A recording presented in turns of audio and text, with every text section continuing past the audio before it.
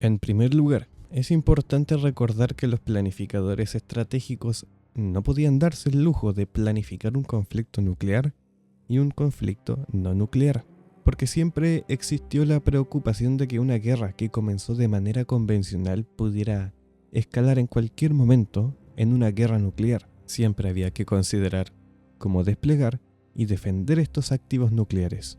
Entonces, en la década de 1980, la doctrina naval soviética se centró en lo que llegó a conocerse como baluartes o estrategia de bastión. Se trata principalmente de una estrategia defensiva en la que la Armada Soviética daría prioridad a la defensa de los submarinos con misiles balísticos, concentrando sus fuerzas navales en un área relativamente pequeña, un área defendible que esté dentro del alcance de la Fuerza Aérea con bases terrestres. Esto obligaría a las fuerzas estadounidenses y de la OTAN a intentar penetrar esta red de defensa que estaba defendida por los barcos de superficie armados con sensores de guerra antisubmarina, misiles antibuque, portaaviones más pequeños que portaban helicópteros con guerra antisubmarina, submarinos de ataque convencional que pueden atacar barcos de superficie y submarinos de la OTAN, y aviones terrestres de ala fija que pueden transportar misiles de crucero antibuque u ofrecer capacidad antisubmarina adicional. Para que puedan visualizar esta estrategia de bastión, aquí tienen un mapa de Rusia.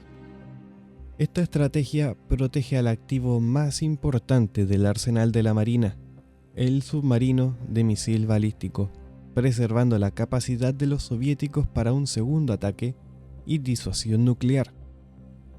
Los SSBN soviéticos anteriores, como la clase Yankee, que entró en funcionamiento en la década de 1960, carecía del alcance de misiles para operar desde una distancia segura de los Estados Unidos y tenían que patrullar en el Atlántico, pasando por Groenlandia, Islandia y el Reino Unido, donde era probable que fueran detectados por las operaciones de la OTAN.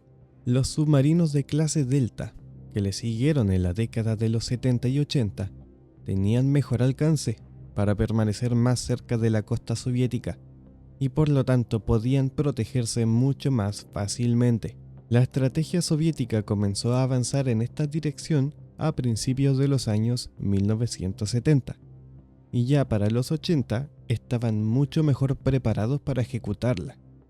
El defensor más visible de esta estrategia fue el almirante Sergei Gorshkov, quien estuvo al mando de la Armada Soviética durante un periodo prolongado durante la Guerra Fría. La Armada Soviética siempre mantuvo una gran cantidad de submarinos, y algunas estrategias anteriores probablemente estaban más enfocadas en la ofensiva.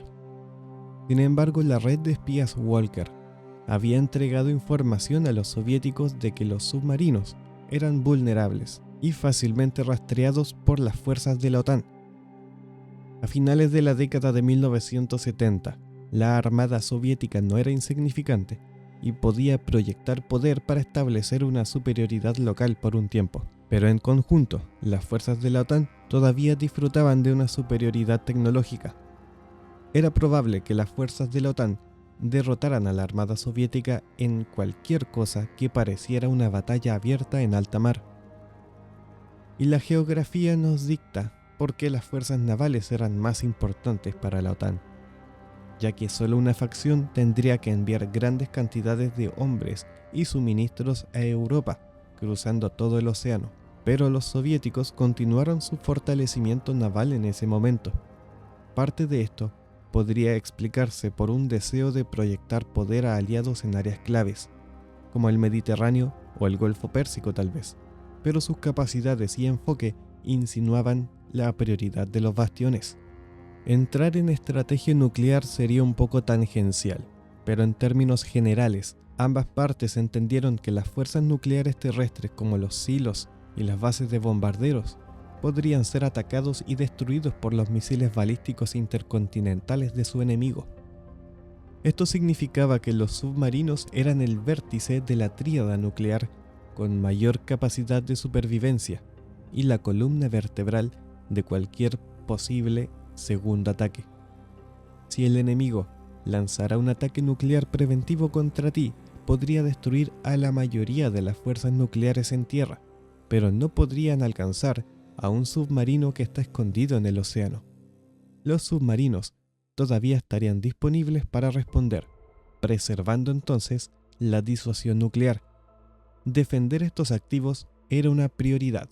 El autor de este artículo de 1981 sostiene que Estados Unidos y la OTAN no deberían pasar por alto la posibilidad de que la Armada Soviética pudiese estar destinada a fines más ofensivos, pero sí hace un buen trabajo al definir el concepto general de la estrategia del bastión, porque los defensores presentan como evidencia, primero, la prioridad declarada por los soviéticos del ataque nuclear estratégico como la misión naval principal.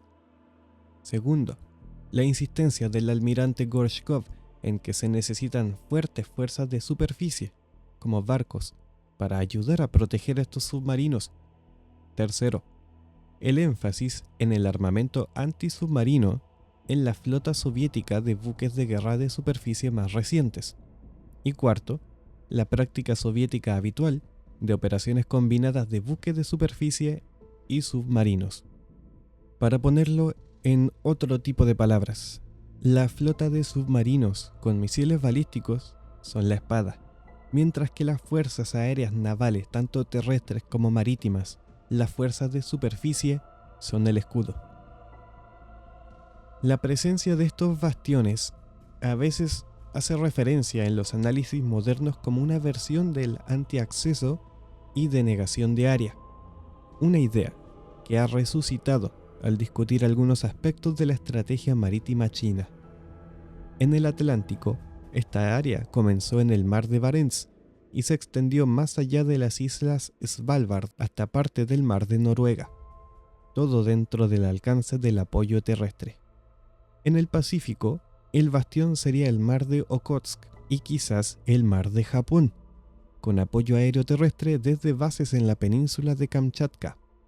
Para llegar a estas aguas y enfrentar a estos submarinos nucleares, los aviones, barcos y submarinos estadounidenses tendrían que abrirse camino a través de capas de defensa soviéticas.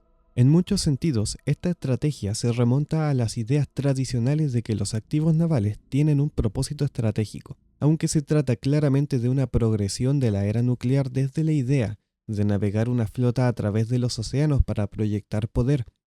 En cambio, la Armada Soviética podría proyectar poder concentrando su fuerza cerca de casa y reteniendo sus armas estratégicas. Probablemente se habrían hecho algunos esfuerzos para utilizar otros tipos de submarinos, especialmente aquellos que ya pueden haber sido desplegados para interceptar convoyes y barcos de superficie de la OTAN, para cazar otros submarinos nucleares. La Armada Soviética de los años 80 era capaz de hacer tanto la tarea ofensiva como defensiva al mismo tiempo. Sin embargo, el cambio que caracterizó la estrategia naval soviética de la época fue el énfasis en los bastiones y la defensa en capas de la flota de submarinos nucleares en aguas lo suficientemente cercanas al continente soviético como para recibir apoyo aéreo terrestre.